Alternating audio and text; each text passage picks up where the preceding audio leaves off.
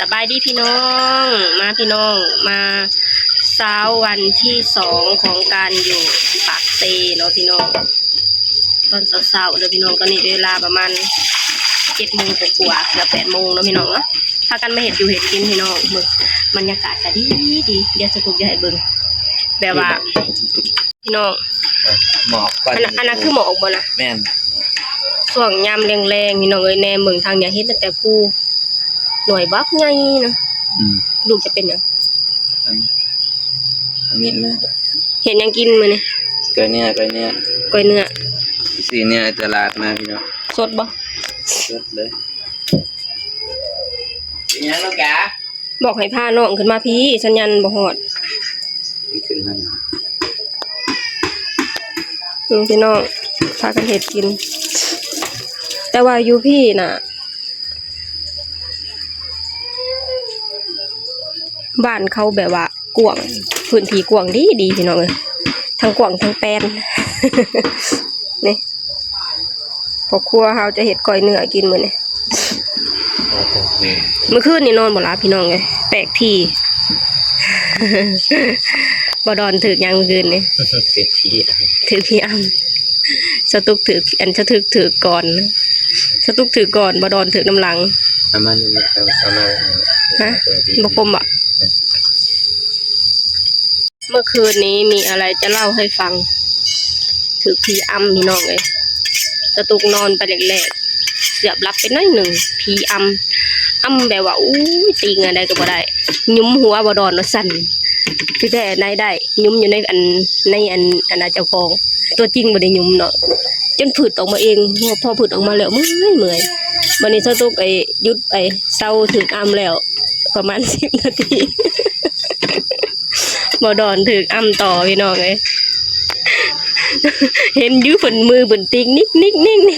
ติงน้อยหนึ่งขอยก็ว่าแม่นแล้วเด็ก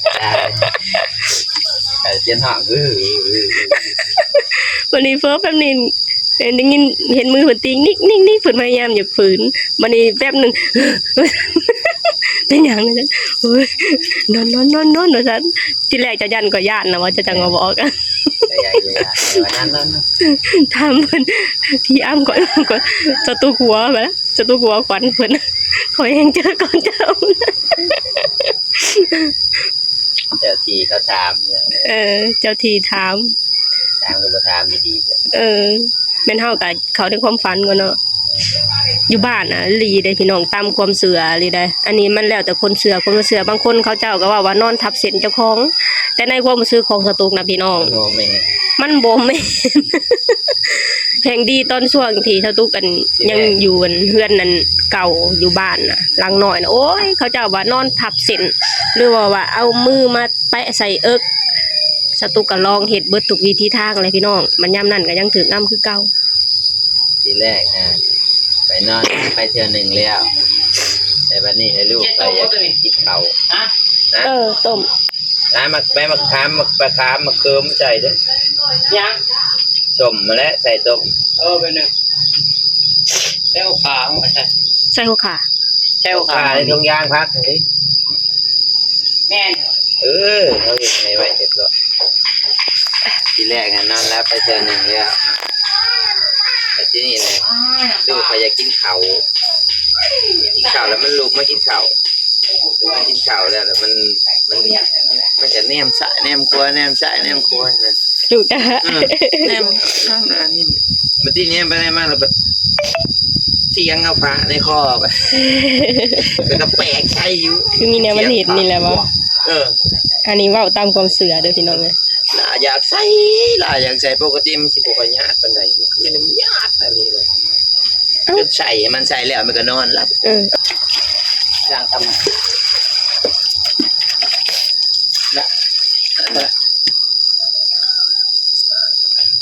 ก็เรียนลินไปลินมานั่นนะเด็กหน่อยเนาะก็นอนแป๊บเดียวพอแต่ลูกไปผ่าอะไรถึกลูกญาติขาวะลูกก็แอบผ่าไปเลยนั่นแหละโอ้นี่คือ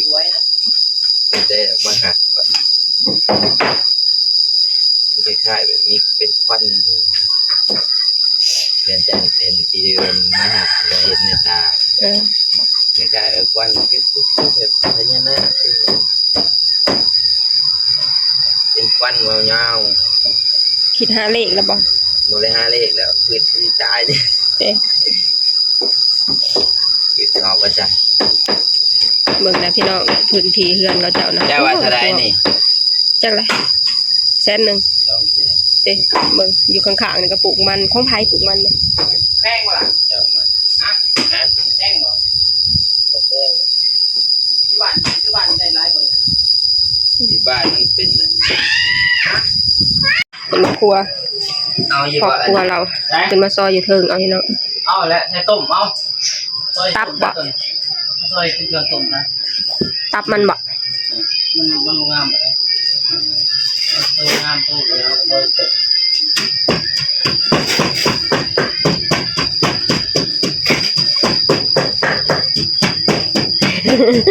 เราเป็นจังน้องก่อนโอ้ บรรยากาศเรือนของเพิ่นพี่น้องแป้งเป็นเรือนใหม่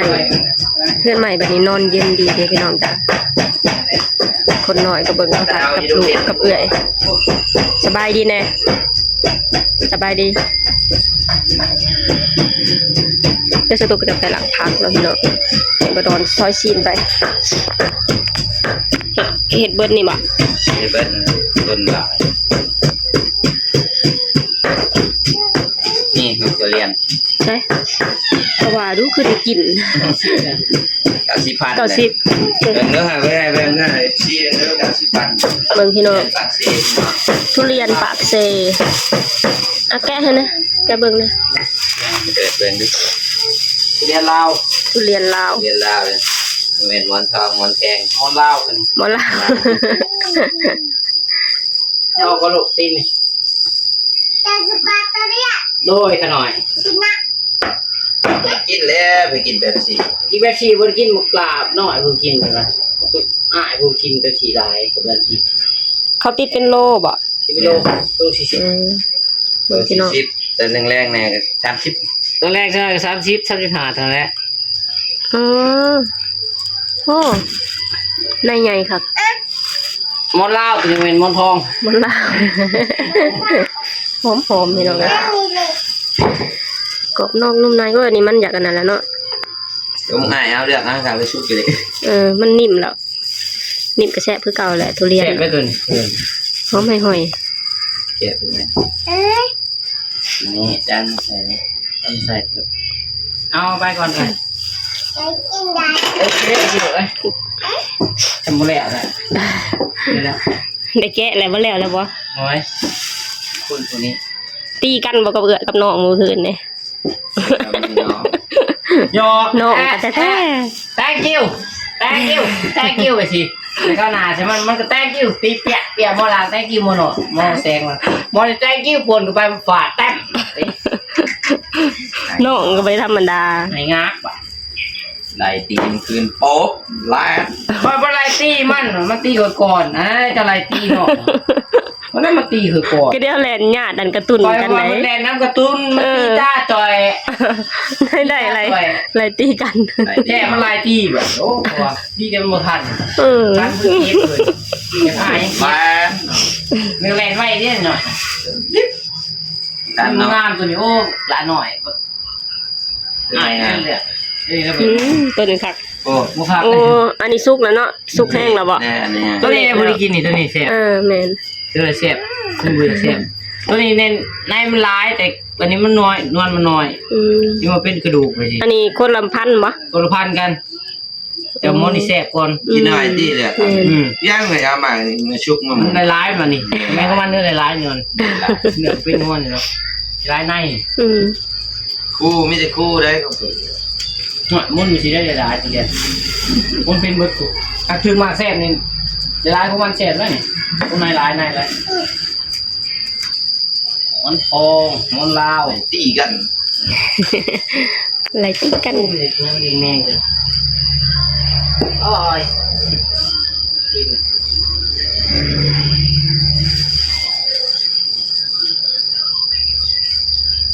ตีตาจ่อย พอเราไปไล่เอาตัวนึงเนาะไล่ไอ้เนาะเนาะไหวดีเลย แลนความไว ปั๊บอ่อนแม่เลยจักความเลย โดดมันเลย ว้าว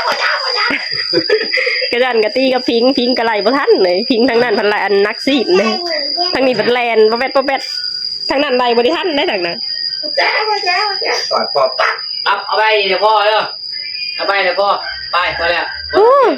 ฉลาดแต่เอาแต่ตัวแสบ สองอันเนี่ยดูโลด เอาแต่ตัวแสบ ฉลาดขึ้นมานี่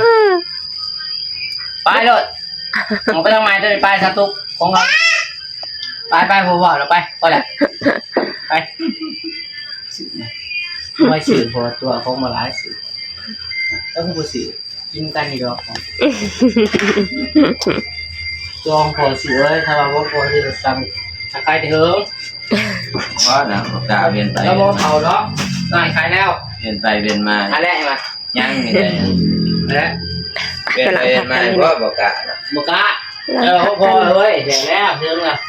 ตัวหลายสื่อแล้วคือผู้สื่อเราจะกินยูห่อเราไปวิ่งกันไปนะ มาล้างผักกันพี่น้องจ้ะ เย็น ล้างผักกันผักกินกับก้อยเนื้อนี่ผักเราก็มีผักสลัดผักเสริมผักหอมใบเลื่อยผักหอมใบเลื่อยหรือผักซีใบเลื่อยพี่น้องอยู่ที่ประเทศไทยเอิ้นว่าน่าจะผักซีใบเลื่อยเนาะพี่น้องเนาะ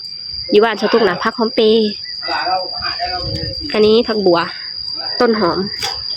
มีกระโดนด้วยเด็กพี่น้องมะเขือ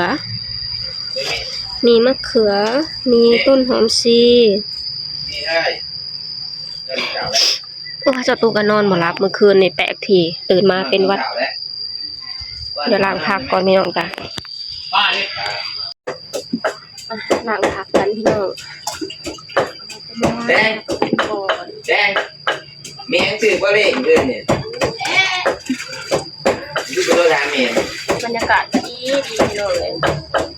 ตู้ไก่อยู่บ้านเขาสวรรค์นะครับประหลาดพี่น้องจ้ะบ่ดอนเพิ่นกับข้าวน้ำเบียงน้ำข้าวเมื่อเฮ็ดเบียงข้าวเมื่อขับรถเพิ่นตอนนี้ก็ให้เขาขับแทนเพิ่น ไหนบ้านไหนบอก มีโอกาสที่อยากมานะพี่น้อง ใส่บ้านเกิดเลย เพราะว่าเพิ่นยังบ่เคยมาจักเทื่อ มา เพิ่นชวนมาก็เลยมาซะอีกอย่างก็ตั้งแต่กลับมาจากไทยแล้วเพิ่นก็บ่ได้ไปไสอะพี่น้องจ้ะกลับมาแล้วก็แล่นเขาเวียกอย่างเดียวเลยก็เลยอีต้นเพิ่นเลยมาซะมันลูกเพิ่นเมีย เอา มา แต่บริษัทเขากินกับเนี่ย อยู่พักกระโดนก็แก่ๆเนาะ ดุตัวเดียว ลงไหนไหมเป็นแปลง เรียบร้อยแล้วพี่น้อง ถามบางเพชร ก็เรียกว่าพริกป่นได้เงินไปเอาพริกมาป่นอันนี้คือ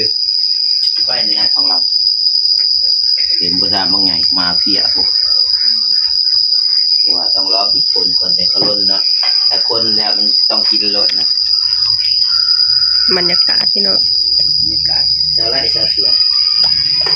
บรรยากาศดีดี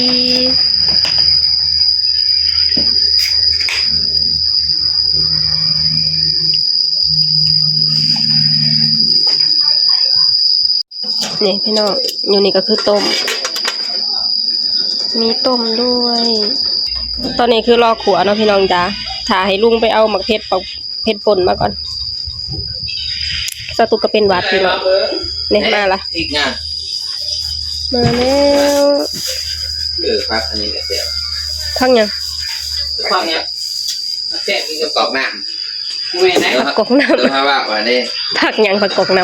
เอาตัวจะว่าว่าเอานี่ไปปลูกนี่ก็นี่แม่อันนี้ถ้ามากินอยู่กรุงเทพ ำพักยังนะ FC บอกเขาอยู่พักยัง แซ่บมาก พักตุ่มอีหยังนี่แหละลืมละ อาตุ่มเนี่ย ก็นำมดตัวเลย เอามาให้เบิ่งเนาะพัก ตั ยั ว ง ในแม่พริกเนี่ย เดี๋ยว พี่น้องเดี๋ยวเรามาตักอันนี้ออกก่อน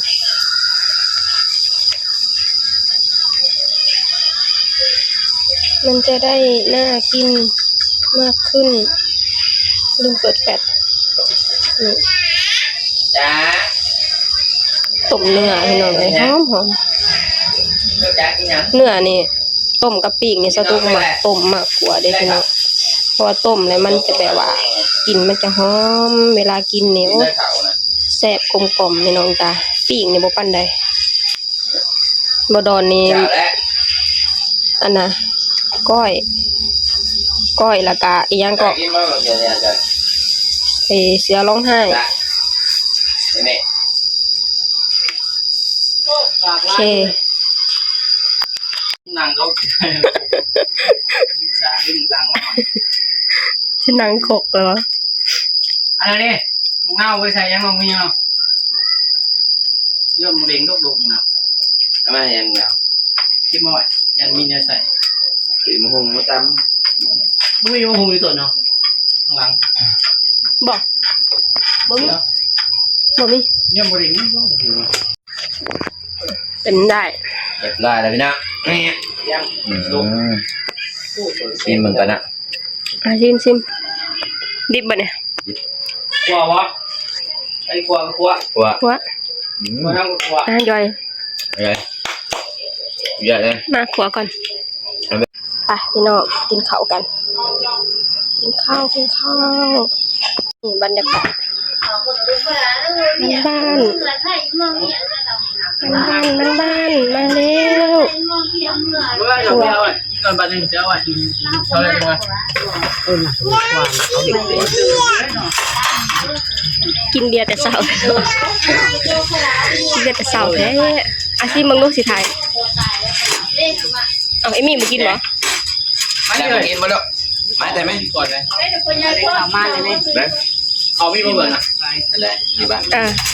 น้องเยอะ มันบ่หมดการคือบ่ลงผ่าต่ำ นี่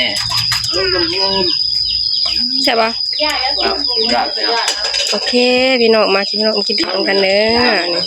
นี่ ดูว่า บรรยากาศ หน้ามีรอยใหญ่ นี่ เลย จัดการยาบา เขาไม่